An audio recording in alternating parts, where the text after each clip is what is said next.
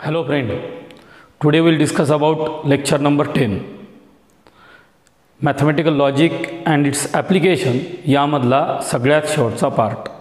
Actual हा part अगोदर आहे पण आपण सर्वात शेवटी ॲप्लिकेशन ऑफ स्विचिंग सर्किट नंतर घेतलेलं आहे. याचं नाव आहे तुमचं problem depend on quantifiers. Problem depend on quantifiers हा शब्द आपल्यासाठी नवीन आहे की नेमकं बा हा क्वांटाफायर काय आहे असा आपल्या मनाला एक प्रश्न पडतो. तर या ठिकाणी आपण जसं मॅथमध्ये फिजिक्समध्ये केमिस्ट्रीमध्ये वेगवेगळे सिम्बॉल वापरतो त्याच टाईपचा सिम्बॉलचा अभ्यास आपल्याला या ठिकाणी करायचा आहे. जसं आपल्याला रेजिस्टन्स लिहायचा असेल तर आपण सिम्बॉल दाखवतो, टेम्परेचर लिहायचं असेल किंवा व्हॉल्यूम द्यायचं असेल असे वेगवेगळे सिम्बॉल्स आपण त्या ठिकाणी यूज करतो. तसेच आपल्याला प्रॉब्लेम डिपेंड ऑन क्वांटाफायरमध्ये आपल्याला काही सिम्बॉलचा अभ्यास करायचा आहे आणि त्या सिम्बॉलच्या मदतीनं आपल्याला मॅथमॅटिकल लॉजिक अँड इट्स ॲप्लिकेशनमधले जे काही स्टेटमेंट असतील त्या स्टेटमेंटचं कन्व्हर्शन ट्रू किंवा फॉल्स, फॉल्स किंवा ट्रू किंवा त्याच्या ट्रूथ व्हॅल्यू शोधून काढण्यासाठी आपण करतो. तर चला नेमके कोणचे क्वांटिफायर्स आहेत, कोणचे सिम्बॉल आहे ज्याचा तुम्हाला अभ्यास करायचा आहे. पहा, प्रॉब्लेम डिपेंड ऑन क्वांटिफायर्स. या क्वांटिफायर्समध्ये दोन टाईपचे क्वांटिफायर्स आहेत. तुम्ही सांगा सर हा क्वांटिफायर काय आहे? जसे आपल्याला फिजिक्स केमिस्ट्रीमध्ये सिम्बॉल असतात, जसा हा सिम्बॉल आहे तुमचा बरोबर, त्याच्यानंतर असा सिम्बॉल असतो, अशाच टाईपचे आपल्याला या ठिकाणी सिम्बॉलचा अभ्यास करायचा आहे. या ठिकाणी दोन टाईपचे क्वांटिफायर आपल्या अभ्यासाला आहे. पहिला जो क्वांटिफायर आहे त्याचं नाव आहे युनिव्हर्सल क्वांटिफायर. काय नाव त्याचं? Universal quantifier. त्याचा सिम्बॉल जो आहे तो असा उलटा ए. कसा आहे तुमचा? उलटा ए. त्याला उलटा ए नाही म्हणायचं, युनिव्हर्सल क्वांटिफायर आहे. त्याचं अल्टरनेट मिनिंग समोर सांगतो मी तुम्हाला. त्याच्यानंतर दुसरा जो क्वांटिफायर आहे त्याला एक्सटेन्शियल क्वांटिफायर असं म्हणतात. काय म्हणतात त्याला? एक्सटेन्शियल क्वांटिफायर, उलटा ई. म्हणजे आपला सरळ सरळ सिम्बॉलचा अभ्यास करायचा आहे. थोडं वेगळं तंत्रज्ञान आहे, थोडं लक्ष द्या, वेगळी टेक्निक आहे याच्यात. दोन टाईपचे क्वांटिफायर तयार झाले, एक झाला युनिव्हर्सल, एक झाला एक्सटेन्शियल. युनिव्हर्सल क्वांटिफायर म्हणजे काय? उलटा आहे. एक्सटेन्शियल क्वांटिफायर म्हणजे काय? उलटा आहे. आता या क्वांटिफायरच्या मदतीनं आपल्याला स्टेटमेंटच्या ट्रू किंवा फॉल्स व्हॅल्यू किंवा ट्रूचं कन्व्हर्शन फॉल्समध्ये किंवा फॉल्सचं कन्व्हर्शन ट्रूमध्ये आपल्याला करू शकतो. तर नेमकं या ठिकाणी आपण सुरुवातीला अभ्यास करू युनिव्हर्सल क्वांटिफायर म्हणजे काय. युनिव्हर्सल क्वांटिफायर काय असतो पहा. युनिव्हर्सल क्वांटिफायर्स एकदा बोर्डवर पहा. For all is called universal quantifier. म्हणजे दिलेली टर्म जर सगळ्यासाठी लागू पडत असेल तर त्याला आपण म्हणतो युनिव्हर्सल क्वांटिफायर. या ठिकाणी आलेलं आहे फॉर ऑल. समजा आपल्याला एखादा वर्ग आहे, त्या वर्गामधल्या सगळ्याच विद्यार्थ्याला शाळेचे सगळे रूल्स फॉलो करणं पडतात. सगळ्या विद्यार्थ्यांना, सगळे विद्यार्थी ज्या ठिकाणी येतील त्याला म्हणतो आपण फॉर ऑल. त्याला आपण काय म्हणतो? For all is called as universal quantifier. ज्या ज्या प्रॉब्लेममध्ये फॉर ऑल म्हणजे एकूण एक टर्मसाठी कंडिशन येईल त्या कंडिशनला युनिव्हर्सल क्वांटिफायर असं म्हणतात. It is denoted by this symbol. मग धिस सिम्बॉल म्हणजे उलटा आहे म्हणायचं का? नाही. आता उलटा हे आला म्हणजे त्याच्यासमोर तुम्ही लिहिणार युनिव्हर्सल क्वांटिफायर. काय लिहिणार तुम्ही त्याच्यासमोर? Universal quantifier. त्याच्यासमोर तुमचा युनिव्हर्सल क्वांटिफायर आहे. म्हणजे वर्गामधल्या एकूण एक विद्यार्थ्याला शाळेच्या कंडिशन सॅटिस्फाय करणं पडतात अशा टाईपची जी कंडिशन असते त्या कंडिशनला फॉर ऑल किंवा युनिव्हर्सल क्वांटिफायर असं म्हणतात. युनिव्हर्सल क्वांटिफायर बरोबर आहे. आता त्याच्यानंतर दुसरा एक्झाम्पल आला.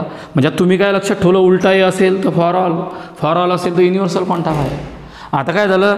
तुमच्यासमोर दुसरा क्वांटिफायरचा अभ्यास करायचा. इथं दिलेलं आहे देअर एक्झिस्ट. इथं काय दिलेलं आहे? There exist. ह्या there exist is called existential quantifier.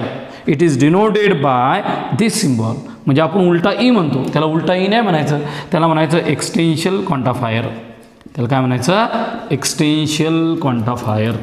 एकदम साधे साधे उदाहरणं पहा. There exist. देअर एक्झिस्ट म्हणजे काही टर्मसाठी आपण काय करू? आपल्या वर्गातलाच विचार करू. आपल्या वर्गातला विचार केल्यानंतर आपलं कसं असते, सगळ्या विद्यार्थ्याला पेपर कंपल्सरी असतो बरोबर आहे. शाळेत येणे कंपल्सरी असते सर्व विद्यार्थ्याला. मग ते आलं तुमचं फॉर ऑल म्हणजे तो आला तुमचा युनिव्हर्सल क्वांटिफायर. आता आपण काय करू? समजा तुमची युनिट टेस्ट चालू आहे आणि युनिट टेस्टमध्ये एखादा विद्यार्थी एकदम आजारी पडला बा, एकदम आजारी, त्याला शाळेतसुद्धा येता येत नाही. मग अशा विद्यार्थ्याला काय करतो आपण? त्या जी परीक्षा असेल ती परीक्षा नाही दिली तरी त्या विद्यार्थ्याला चालेल. त्या विद्यार्थ्याला, त्या म्हणजे कोण, देर एक्झिस्ट, फक्त तो जे काही विद्यार्थी असतील त्या विद्यार्थ्यापुरतं मर्यादित असं जे असेल त्याला आपण देर एक्झिस्ट म्हणजे एक्सटेन्शियल क्वांटिफायर असं म्हणतो. या ठिकाणी पूर्ण टर्मसाठी येते, या ठिकाणी काही टर्मसाठी येत असते, त्याला आपण एक्सटेन्शियल क्वांटिफायर असं म्हणतो. म्हणजे चला यामध्ये आपण दोन गोष्टी क्लिअर केल्या. असा जर सिम्बॉल आलेला असेल हा झाला युनिव्हर्सल क्वांटिफायर, त्याच्यासमोर लिहायचं तुम्ही फॉर ऑल, एकूण एक टर्मसाठी. असा जर आलेला असेल त्याला आपण एक्सटेन्शियल क्वांटिफायर असं म्हणू. आणि एक्सटेन्शियल क्वांटिफायर म्हणजे कोण, देर एक्झिस्ट, त्यामधल्या काही टर्म, पूर्ण टर्म नाही काही टर्म. त्याच्यानंतर आता आपण काय करू, या क्वांटिफायरच्या मदतीनं म्हणजे कोणच्या, देर एक्झिस्ट आणि युनिव्हर्सल क्वांटिफायरच्या मदतीनं जर आपण एखादी स्टेटमेंट लिहित असाल तर त्या स्टेटमेंटला क्वांटिफाईड स्टेटमेंट असं म्हणतो. काय म्हटलं पहा सर, की समजा आपण काय केलं, युनिव्हर्सल क्वांटिफायर आणि एक्सटेन्शियल क्वांटिफायरच्या मदतीनं जर आपण एखादी स्टेटमेंट लिहित असाल, ती ट्रू असेल किंवा फॉल्स असेल, त्या स्टेटमेंटला क्वांटिफाईड स्टेटमेंट असं म्हणतात. पहा बरं 3 नंबरचा पॉईंट काय आहे तुमचा, statement involving quantifier are call quantified statement. ज्या स्टेटमेंटमध्ये एक्सटेन्शियल किंवा युनिव्हर्सल क्वांटिफायर येत असेल अशा स्टेटमेंटला आपण क्वांटिफाईड स्टेटमेंट असं म्हणतो. हा आला पॉईंट नंबर 3. पॉईंट नंबर 4मध्ये काय दिलं पहा, every quantified statement correspond to collection and condition. त्याचं असं म्हणणं आहे कोणतीही क्वांटिफाईड जर स्टेटमेंट असेल तर ती कोणाच्या रिलेटेड असेल, कलेक्शनच्या किंवा कंडिशनच्या.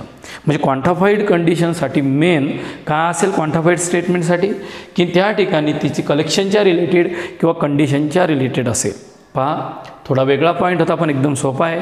सरळ सरळ प्रॉब्लेम डिपेंड ऑन क्वांटिफायर म्हटलं तर लक्षात ठेवायचा आपल्याला मॅथमधल्या सिम्बॉलचा अभ्यास करायचा, सगळ्यांनी फक्त 2 सिम्बॉलचा. हा जर सिम्बॉल असेल त्याला युनिव्हर्सल क्वांटिफायर असं म्हणायचं, त्याचा अल्टरनेट वर्ड्स आहे फॉर ऑल.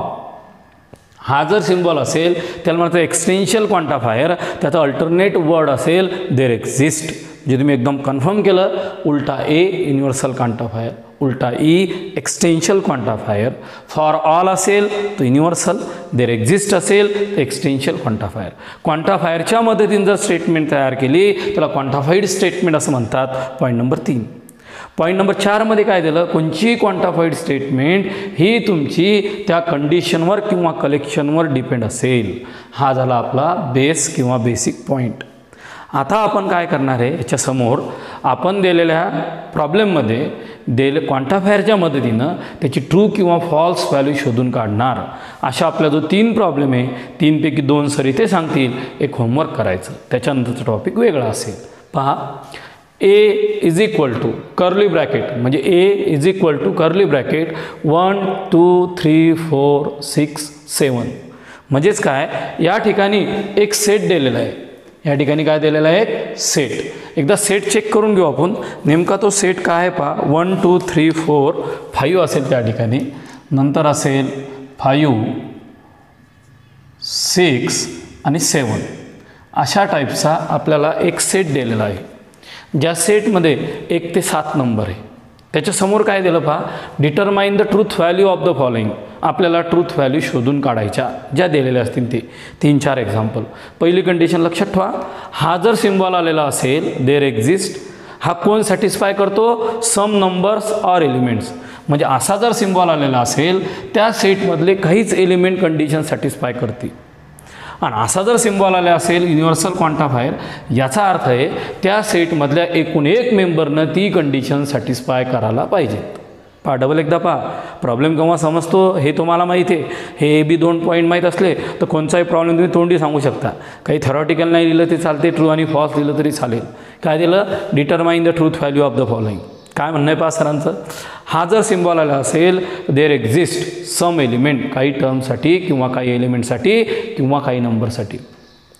हा जर सिम्बॉल आलेला असेल तर त्या सेटमधल्या एकूण एक मेंबरसाठी ही कंडिशन माहीत झाली. चला आता आपण एक एक एक्झाम्पल घेऊ.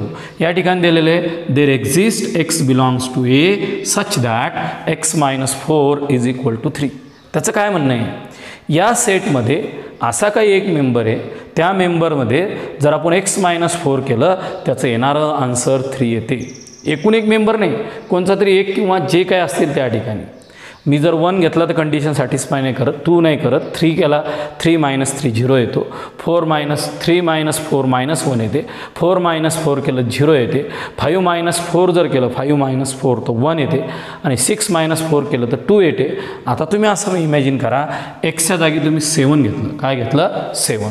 चला टाका बरं 7ची किंमत इथं काय येईल पहा. x - 4 = 7 - 4 = 3. त्याचं असं म्हणणं आहे एमध्ये असा एक एलिमेंट आहे किंवा असे काही एलिमेंट आहे त्यांचं जर आपण 4 सोबत सबट्रॅक्शन केलं त्याचं उत्तर 3 येते. काही एलिमेंट, सर्व एलिमेंट नाही. तर पहा 7 - 4 बरोबर किती आलं? 3.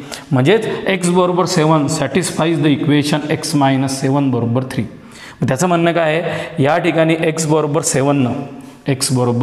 7नं काय केलं, त्याने ही कंडिशन सॅटिस्फाय केली. म्हणजे 7 - 4 = 3 आलं.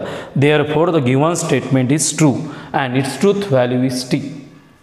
तुम्हाला पेपरमध्ये एवढं लिहिण्याची सुद्धा गरज नाही आहे, तुम्हाला फक्त ट्रू किंवा फॉल्स सांगायचं आहे.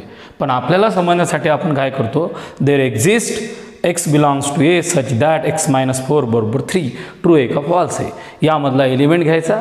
एखादा एलिमेंट काय करतो, ही कंडिशन सॅटिस्फाय करतो. जर करत असेल तर ट्रू लिहायचं, नसेल तर फॉल्स लिहायचं. या ठिकाणी पहा x बरोबर 7नं ही कंडिशन सॅटिस्फाय केली, त्याच्यामुळे ही कोणची स्टेटमेंट आहे? ट्रू. याची ट्रूथ व्हॅल्यू काय असेल? t.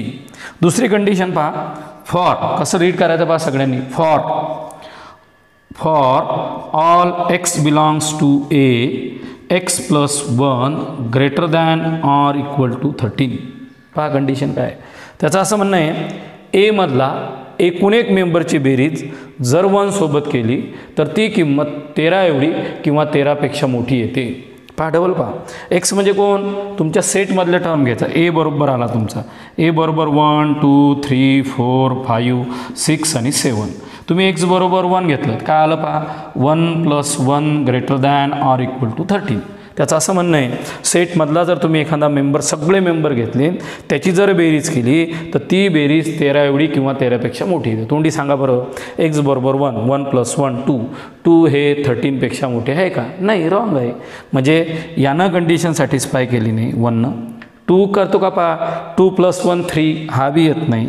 3 + 1 4 5 6 7 आणि या ठिकाणी 8. म्हणजे एकही एलिमेंट ॲक्च्युअली या ठिकाणी हा सिम्बॉल असल्यामुळे सर्व एलिमेंटनं, ऑल एलिमेंटनं ही कंडिशन सॅटिस्फाय करायला पाहिजेत होती. पण या ठिकाणी सर्व एलिमेंटनं ही कंडिशन सॅटिस्फाय केली नाही. त्याच्यामुळं या ठिकाणी ही कोणची स्टेटमेंट आहे? It is false. हे फॉल्स आहे. कसं आहे? फॉल्स. आणि याची ट्रूथ व्हॅल्यू काय असेल? एफ. झालं. याची ट्रूथ व्हॅल्यू काय असेल या ठिकाणी? एफ. याची ट्रूथ व्हॅल्यू तुमची टी आली. पण जसा हा सिम्बॉल आला त्या सिम्बॉलचं म्हणणं होतं यामधल्या एकूण एक टर्मनं जर कंडिशन सॅटिस्फाय करायला पाहिजे असं त्याचं म्हणणं होतं. पण त्या ठिकाणी पूर्ण एलिमेंटनं त्या कंडिशन सॅटिस्फाय केल्या नाहीत. त्याच्यामुळं त्याची ट्रूथ व्हॅल्यू किती आली? फॉल्स. तुमचं एक्झाम्पल नंबर 3 पहा व्यवस्थित carefully. For x belongs to a 8 - x <= 7. त्याचं असं म्हणणं आहे एमधला एकूण एक मेंबर जर तुम्ही घेतला 8 - सोबत जर केला त्याचा येणारा आन्सर हे 7 एवढं येईल किंवा 7पेक्षा लहान येईल. चला फास्टमध्ये एक्स बरोबर तुम्ही 1 2 3 4 5 6 7 घ्या. इम्प्लाइज करा. या ठिकाणी लिहा 8 - 1 <= 7. सांगा 8 - 1 जर केलं तर काय येते? 7. मग 7 ही किंमत 7 एवढी किंवा 7पेक्षा लहान असेल तर हे ट्रू झालं. पहिल्यासाठी आपल्याला एकूण एक टर्म कंडिशन सॅटिस्फाय करायला पाहिजे. 1 झालं. चला 2 घ्या. चला 8 - 2 किती आला? 8 - 2 6. हा सुद्धा 7पेक्षा लहान आहे. त्याच्यानंतर इथं 8 - 3 हा सुद्धा 7पेक्षा लहान आहे. 8 - 4 हा 7पेक्षा लहान आहे. 5 - 6 हा सुद्धा 7पेक्षा लहान आहे. 8 - तुमचा 6 हा 7पेक्षा लहान आहे. म्हणजे या ठिकाणी एकूण एक एलिमेंटनं ही कंडिशन सॅटिस्फाय केली. इथं फॉर ऑल दिलेला सिम्बॉल होता. फॉर ऑल असल्यामुळं दिलेला प्रॉब्लेम हा तुमचा ट्रू असेल का फॉल्स असेल? हा असेल ट्रू. मुलांना थोडा विचार करणं पडणार आहे. हा प्रॉब्लेम रिप्रेझेंटेशन करताना लिहिताना थोडा त्रास होतो, समजायला एकदम सोपे. असा सिम्बॉल असेल तर एकूण एक एलिमेंटनं ही कंडिशन सॅटिस्फाय जर केली तर ट्रू येईल, नाही केली तर फॉल्स येईल. तुमचं एक्झाम्पल नंबर 1चं उत्तर ट्रू आलं, एक्झाम्पल नंबर 2चं तुमचं फॉल्स आलं, डायरेक्ट ट्रू फॉल्स लिहिलं तरी चालेल. एक्झाम्पल नंबर 3चं उत्तर ट्रू आलं. एक्झाम्पल नंबर 4 पहा काय. एक्झाम्पल नंबर 4मध्ये असं दिलेलं आहे, there exist x belongs to A such that x + 8 = 16. त्याचं असं म्हणणं आहे, तुमचा जो ए नंबरचा सेट आहे त्या ए नंबरच्या सेटमध्ये असे काही एलिमेंट्स आहे, काही बरं पूर्ण नाही, असे काही एलिमेंट आहे, त्या एलिमेंटची सम जर 8 सोबत केली तर त्याचा आन्सर 16 येते. काही एलिमेंट, चला पहा बरं, तुमचा समजा x बरोबर तुम्ही या ठिकाणी 7 घेतला आणि 7 + 8 जर घेतलं तर याचं येणारा आन्सर तुमचं 15 येते. 16 येते का? नाही. आता याच्यापेक्षा तर पूर्ण लहान नंबर दिलेले, ते कोणताही नंबर घ्या, त्याची सम करा, त्याची सम केल्यानंतर त्याचा आन्सर हे 16 येते का? ऑब्झर्वेशन असं जाणवते, ए मधला कोणचा जरी मेंबर घेतला, कोणताही, त्याची बेरीज जर तुम्ही आपण 8 सोबत केली त्याची सम ही 16 येत नाही. याचा अर्थ असा झाला की दिलेली स्टेटमेंट नंबर 4 हे फॉल्स असेल. कसं असेल तुमचं? फॉल्स. आणि याची ट्रूथ व्हॅल्यू असेल F. याची ट्रूथ व्हॅल्यू किती असेल? F. तुमच्या पहिल्या प्रॉब्लेममध्ये जो तुमचा एक सेट दिलेला होता त्या सेटवरून ट्रू किंवा फॉल्स व्हॅल्यू काढायच्या होत्या. त्या व्हॅल्यू काढण्यासाठी युनिव्हर्सल आणि एक्सटेन्शियल क्वांटिफायर दिलेले होते. ऑब्झर्वेशनमध्ये असं जाणवलं 4 प्रॉब्लेममध्ये पहिला T, दुसरा F, तिसरा T, चौथा F आला. अशा आपला जो 3 प्रॉब्लेम आहे, आपण डबल एक दुसरा प्रॉब्लेम सोडून पाहू. पहा, पहिला प्रॉब्लेम तुम्हाला समजलाच असेल.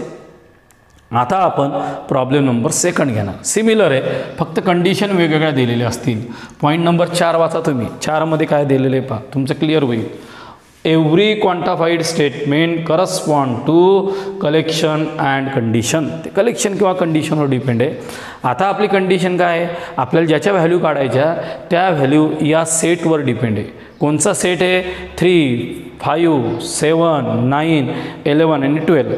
तर आपल्या PDF आपण प्रॉब्लेम डबल एकदा चेक करू, कारण की तुमचा प्रॉब्लेम जर बरोबर असेल तरच आन्सर बरोबर येईल. तर या ठिकाणी आपल्याला काय दिलेलं आहे पहा शांततेनं. आपला प्रॉब्लेम चेक करायचा आहे. प्रॉब्लेममध्ये दिलेलं आहे तुम्हाला या ठिकाणी प्रॉब्लेम नंबर 2 तुमच्यातला त्या ठिकाणचा, त्यामध्ये सेट चेक करायचा आहे. सेटमध्ये दिलेलं आहे 3, 5, 7, 9, 11, 12. करेक्ट आहे. आता आपल्याला दिलेल्या स्टेटमेंटची ट्रू किंवा फॉल्स व्हॅल्यू डिटरमाइन करायची. चला, सेट कन्सिडर केला. 3, 5, 7, 9, 11, 12 हा सेट आपल्याला मनान घेता येणार नाही. हा प्रॉब्लेममध्ये दिलेला असेल, गिव्हन असेल. तर पहिला प्रॉब्लेम काय आला पहा, there exist x belongs to A such that x - 8 = 1. त्याचं असं म्हणणं आहे, या सेटमध्ये असे काही एलिमेंट्स आहे, ते एलिमेंट ही कंडिशन सॅटिस्फाय करतात. याचा अर्थ आहे सम एलिमेंट, सगळे नाही, सम किंवा देअर एक्झिस्ट. सम किंवा कोणते तुमचे देअर एक्झिस्ट. पहा बरं एखादा एलिमेंट मनातल्या मनात घेऊन. आता मी या ठिकाणी काय करतो, 9 घेतो. x = 9. x = 9 जर कन्सिडर केलं तर काय आहे ते पहा, 9 - 8 = 1. म्हणजे काय झालं, x = 9नं ही कंडिशन सॅटिस्फाय केली. याचा अर्थ त्या ठिकाणी ही स्टेटमेंट ट्रू असेल आणि याची ट्रूथ व्हॅल्यू येईल तुमची T. पहा, या ठिकाणी x = 9 घ्या, 9 - 8 = 1 आलं. म्हणजे या ठिकाणी कंडिशन सॅटिस्फाय केली. इथं दिलेलं होतं काही एलिमेंटसाठी, त्यामधला 1, 2, 3, 4 पण पूर्ण नाहीत. असं जर असेल तर त्या ठिकाणी ती असेल ट्रू स्टेटमेंट. दुसऱ्या नंबरच्या प्रॉब्लेममध्ये काय दिलेलं आहे पहा, for all x belongs to a x² + x is an even number. त्याचं असं म्हणणं आहे, या ठिकाणी तुमचे सर्वच्या सर्व एलिमेंट म्हणजे सेटमधला एकूण एक मेंबर जर तुम्ही घेतला आणि त्याचा जर तुम्ही स्क्वेअर केला किंवा 30 टर्म त्यामध्ये जर ॲड केली तर त्याचा आन्सर हे इव्हन नंबर येते. एकूण एक एलिमेंट. चला आपण ट्रायल म्हणून x = त्या ठिकाणी 3 घेऊ. x = 3 घेतल्यानंतर काय झालं पहा, आता x = 3. 3चा स्क्वेअर किती आला? 3चा स्क्वेअर हा आला तुमचा पहा, 3चा स्क्वेअर हा येईल 9 + 3 = 12. आता ही कंडिशन सॅटिस्फाय झाली, इव्हन नंबर आला. तर आपण काय करू, असा यामधला हा ऑड नंबर आहे, हा ऑड नंबर आहे, हा ऑड नंबर आहे, हा ऑड नंबर आहे, हा ऑड नंबर आहे. या पूर्ण ऑड नंबरनं ही कंडिशन सॅटिस्फाय केली, म्हणजे 5चा स्क्वेअर केला आणि 5मध्ये 5 ॲड केला, 7चा स्क्वेअर केला, 7 ॲड केला, 9चा स्क्वेअर केला, 9 ॲड केला, 11चा स्क्वेअर केला, 11 ॲड केला, तर त्या ठिकाणी ते सर्व इव्हन नंबर येऊन राहिले. आता राहिला शेवटचा चेकिंग करणं आपला 12. तुम्ही एक्स बरोबर जर 12 घेतला, 12चा जर तुम्ही स्क्वेअर केला आणि +12 जर केलेला असेल, तुम्हाला ऑब्झर्वेशन जाणवेल याची समसुद्धा इव्हन नंबरच येते. याची सम काय येते तुमची इव्हन नंबर. म्हणजे ह्या ठिकाणी एकूण एक मेंबरनं x² + x ही कंडिशन सॅटिस्फाय केली, त्याच्यामुळं याची ट्रूथ व्हॅल्यू असेल t. याची ट्रूथ व्हॅल्यू किती असेल तुमची t. जर या ठिकाणी फॉर ऑल युनिव्हर्सल क्वांटिफायर असल्यामुळं ट्रू आलं. जर या ठिकाणी एक्सटेन्शियल क्वांटिफायर दिलेला असता तर ते ट्रू नसतं आलं. बरोबर. म्हणजे आता याच्यात नाही, तुम्हाला कधी MCQ विचारू शकतात, ट्रूवरून फॉल्स किंवा फॉल्सवरून ट्रू तुम्हाला करता आलं पाहिजे बाय युझिंग क्वांटिफाईड स्टेटमेंट किंवा बाय युझिंग क्वांटिफायर. म्हणजेच प्रॉब्लेम नंबर 2 हा सुद्धा तुमचा ट्रू आला. आता प्रॉब्लेम नंबर 3मध्ये फोकस कुठं करायचं पहा. देर एक्झिस्ट हा सिम्बॉल मेन असतो. हा म्हणजे काही एलिमेंट, पूर्ण एलिमेंट नाही, काही element. There exist x belongs to A such that x² < 0. त्याचं असं म्हणणं आहे, यामधले ए सेटमधले जर तुम्ही काही एलिमेंट घेतले, त्या एलिमेंटचा जर स्क्वेअर केला तर हा 0पेक्षा लहान येतो. आता ॲक्च्युअल तुम्ही सेट ए पहा बरं. सेट एमध्ये पूर्ण पॉझिटिव्ह नंबर्स आहे. तुम्हालाही कळते कोणत्याही पॉझिटिव्ह नंबरचा जर स्क्वेअर केला तो पॉझिटिव्ह येतो, निगेटिव्ह येणार आहे का नाही. म्हणजे तो कोणापेक्षा मोठा येतो 0पेक्षा. इथं त्याचं म्हणणं काय आहे x² < 0 आहे, म्हणजे बा त्याची किंमत 0पेक्षा लहान आहे. म्हणजे सरळ आपल्याला जाणून राहिलं दिलेली स्टेटमेंट ही फॉल्स आहे. दिलेली स्टेटमेंट कशी तुमची फॉल्स. आता तुमचा प्रॉब्लेम नंबर 4 पहा. For all x belongs to a x is even number. त्याचं असं म्हणणं आहे सेटमधला एकूण एक मेंबर इव्हन आहे. तुम्ही जर विचार केला 12 नंबर जर तुम्ही सोडून दिला, बरोबर आहे, बाकीचे नंबर जर पाहिले 3, 5, 7, 9, 11 हे तुमचे इव्हन नंबर नाहीत आहे. म्हणजे या ठिकाणी ही स्टेटमेंट कशी आलेली तुमची फॉल्स. स्टेटमेंट कशी आलेली तुमची फॉल्स. जर समजा या ठिकाणी देर एक्झिस्ट सिम्बॉल असता तर ट्रू आलं असतं. याच्यातले त्याचं असं म्हणणं एकूण एक एलिमेंट, एकूण एक सेटमधला एलिमेंट किंवा एकूण एक सेटमधला नंबर्स हा इव्हन नंबर आहे. आपल्या डोळ्याला क्लिअर दिसते सर 3, 5, 7, 9, 11 हे इव्हन नंबर नाहीत आहे. म्हणजे या ठिकाणी ही कोणची स्टेटमेंट आलेली आहे फॉल्स स्टेटमेंट. आता पहा there exist x belongs to A such that 3x + 8 > 40. त्याचं असं म्हणणं आहे या सेटमधला असे काही एलिमेंट आहे, त्या एलिमेंटचं मल्टिप्लाय जर 3 सोबत केलं आणि त्यामध्ये जर 8 ॲड केले त्याची येणारी व्हॅल्यू 40पेक्षा मोठी येते. हे बघा 3x + 8 म्हणजे काय म्हणणे त्याचं सेटमधला असा काही एलिमेंट असते ज्या एलिमेंटचं मल्टिप्लिकेशन 3 सोबत केलं, त्याला 8 ॲड केले, त्याचं उत्तर 40पेक्षा मोठे येते. आपण मोठ्यात मोठा नंबर घेऊ 12. हे बघा 12 × 36, 36 + 8 किती होऊन राहिले 44. 44 हे 40पेक्षा मोठे येतात. बरोबर आहे. 3 कंडिशन सॅटिस्फाय नाही करत, 5 नाही करत, पण आपल्याला त्या ठिकाणी 12 हा कंडिशन सॅटिस्फाय करून राहिला. त्याच्यामुळं काय असेल ही तुमची ट्रू स्टेटमेंट असेल. कोणची स्टेटमेंट असेल तुमची ट्रू. देर एक्झिस्ट असल्यामुळं ट्रू येते, पण या ठिकाणी जर समजा युनिव्हर्सल क्वांटिफायर असतं तर ते फॉल्स आलं असतं. लास्ट एक्झाम्पल पहा. For all x belongs to a two x + 9 > 14. त्याचं असं म्हणणं आहे ए मधला एकूण एक मेंबर जर घेतला आणि त्याची बेरीज जर तुम्ही 9 सोबत केली तर ती 14पेक्षा मोठी येते. लहानातला नंबर घेऊ आपण. x बरोबर 1. इथं आलं 2 + 1 2. 2 + 1 किती आलं 9. 2 + 9 किती आलं 11. 11 14पेक्षा मोठे आहेत का नाही. म्हणजे या ठिकाणी ही स्टेटमेंट आलेली तुमची फॉल्स. पहा आता सिम्पल स्टेटमेंटची ट्रूथ व्हॅल्यू क्वांटिफायर स्टेटमेंट जे असतील युनिव्हर्सल आणि एक्सटेन्शियल क्वांटिफायर याच्या ट्रूथ व्हॅल्यू शोधून काढल्या. त्या ठिकाणी दिलेली सिम्पल स्टेटमेंट होती. आपला जो एकच उदाहरण आहे कंपाऊंड स्टेटमेंटचं आणि ते एकदम महत्त्वाचं आहे, ते सगळ्यांनी शांततेने शिकून घ्यायचं आहे की या ठिकाणी कंपाऊंड स्टेटमेंट दिलेली आहे. ती कंपाऊंड स्टेटमेंट ट्रू आहे का फॉल्स आहे हे आपल्याला सांगायचं. असे प्रॉब्लेम जरी तयार झालेले असतील, तयार करणं पडतील तुम्हाला किंवा MCQमध्ये विचारू शकतात वेगळे. तर पहा एक कंपाऊंड स्टेटमेंट, या कंपाऊंड स्टेटमेंटमध्ये दिलेले तुम्हाला for all n belongs to n square plus n is even number while n square minus n is an odd number. म्हणजे ही जी पूर्ण कंपाऊंड स्टेटमेंट आहे, या कंपाऊंड स्टेटमेंटची व्हॅल्यू ट्रू आहे का फॉल्स आहे हे तुम्हाला सांगायचं आहे. हे सांगण्यासाठी तुम्हाला नियम माहीत आहे. पहिले याच्यातला P वेगळा करा, Q वेगळा करा, सिम्बॉल काढा, PQची व्हॅल्यू काढा, ट्रू आहे का फॉल्स आहे. नंतर त्या कंपाऊंड स्टेटमेंटची तुम्हाला व्हॅल्यू शोधून काढायची. चला पहा बोर्डवर, या ठिकाणी for all n belongs to n square plus n is even number, हा तुमचा P आला. n square plus n is even number. Q काय आला तुमचा n square minus n is odd number. आता आपल्याला P आणि Qच्या व्हॅल्यू शोधून काढायच्या, ज्या ट्रू असतील किंवा फॉल्स असतील. P मध्ये काय दिलेलं पहा, n square plus n is even number. तुम्ही काय करा, n म्हणजे कोणताही नॅचरल नंबर घ्या. If we take a natural number, आता तुम्ही नॅचरल नंबर 1 2 3 4 घेतला. आता मी पहिला 1 हा नॅचरल नंबर घेतो, 1चा स्क्वेअर करतो, प्लस 1 ॲड करतो. 1चा स्क्वेअर किती 1, 1 प्लस 1 किती आलं 2. दुसरा नॅचरल नंबर घ्या 2 घ्या, 2चा स्क्वेअर करा, प्लस 2 ॲड करा, किती आला तुमचा 6. बरं तुम्ही 3 घ्या, 3चा स्क्वेअर केला, किती आला 9.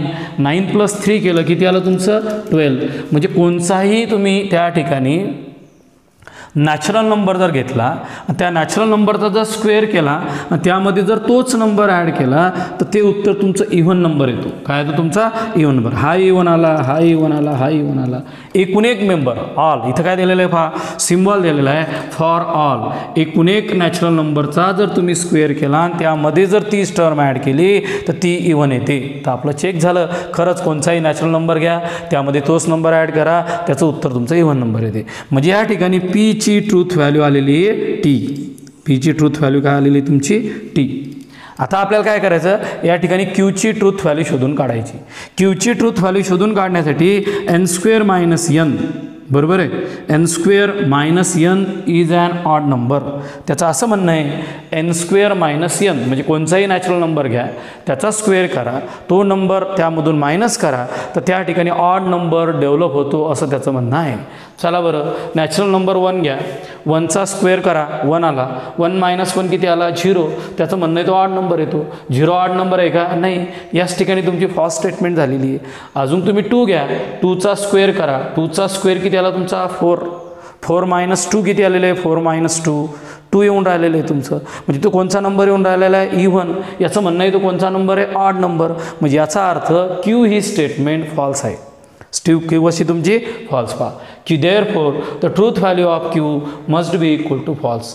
म्हणजे Qची ट्रूथ व्हॅल्यू ही F आली, Pची ट्रूथ व्हॅल्यू ही T आली. म्हणजे दिलेल्या प्रॉब्लेममध्ये Pची ट्रूथ व्हॅल्यू T आलेली आहे, Qची ट्रूथ व्हॅल्यू F आलेली आहे. म्हणजे या ठिकाणी आपण ट्रूथ व्हॅल्यू शोधून काढल्या. आता तुम्हाला माहिती आहे सिम्बॉल डेव्हलप करायचा आहे. सिम्बॉल डेव्हलप करण्यासाठी प्रॉब्लेममध्ये पहा, पहिली आणि दुसरी स्टेटमेंट व्हाईल या लॉजिकल कनेक्टिव्हिटीनं जोडलेली आहे. व्हाईल. आता पहा, सरांनी तुम्हाला 5 टाईपचे लॉजिकल कनेक्टिव्हिटी सांगितलेले, and, or, implies, double implies आणि निगेशन. तर व्हाईल कोणाच्या रिलेटेडमध्ये येतो, कंजक्शन म्हणजेच काय अँड म्हणजेच काय बट म्हणजेच काय स्टील. जे नंबर ऑफ अल्टरनेट वर्ड दिलेले आहे, म्हणजे व्हाईल हा रिप्रेझेंट करतो अँड सारखं बिहेवियर. म्हणजे दिलेल्या टर्ममध्ये या कंपाऊंड स्टेटमेंटचा सिम्बॉल आला P अँड Q. काय सिम्बॉल आला तुमचा P अँड Q. आता याची तुम्हाला ट्रूथ व्हॅल्यू शोधून काढायची. Pची व्हॅल्यू किती आलेली आहे T, Qची व्हॅल्यू किती आलेली आहे F. अँडमध्ये दोन्ही T असेल तर T नाही तर F. दोन्ही T आहे का नाही, म्हणजे उत्तर किती आलं F. म्हणजे कंपाऊंड स्टेटमेंटचं आन्सर हे तुमचं F आलेलं आहे.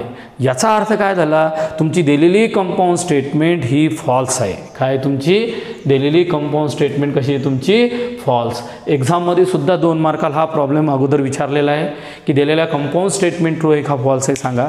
पटकन एकदा रिव्हिजन करा. P घ्या, Pची ट्रूथ व्हॅल्यू लिहा T किंवा F.